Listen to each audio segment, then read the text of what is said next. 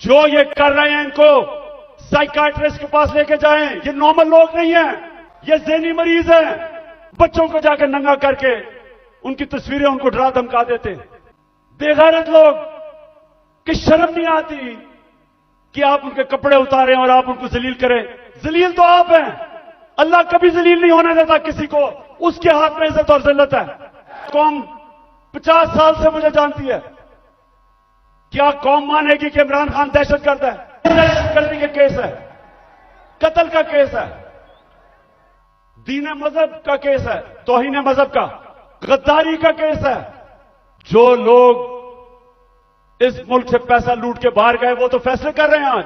اور عمران خان جس کا جینا مرنا پاکستان میں ہے, جس کی نہ کوئی بار پراپرٹی نہ دولت, سب کچھ بیچ کے آج اپنے ملک میں لے آیا ہے, اس کو غدار بنا دیا ہے. 26 گھنٹے میرے گھر کے اوپر حملے ہوئے.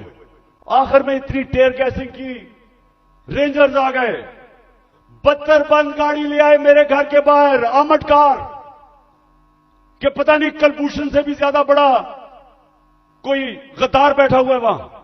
جس طرف اب نکل گئی ہے, کوئی لوگ جو اوپر سمجھتا ہے کہ ان کو غلام بنا سکتا ہے اس کو غلط فہمی میں نہیں رہنا چاہیے.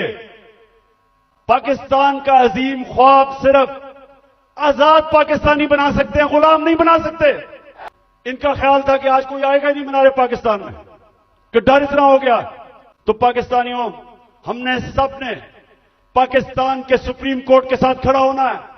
ہم نے پاکستان کے آئین کے ساتھ کھڑے ہونا ہے. ہاتھ کھڑا کر کے بتائیں کہ آپ کھڑے ہوں گے پاکستان کے آئین کے ساتھ.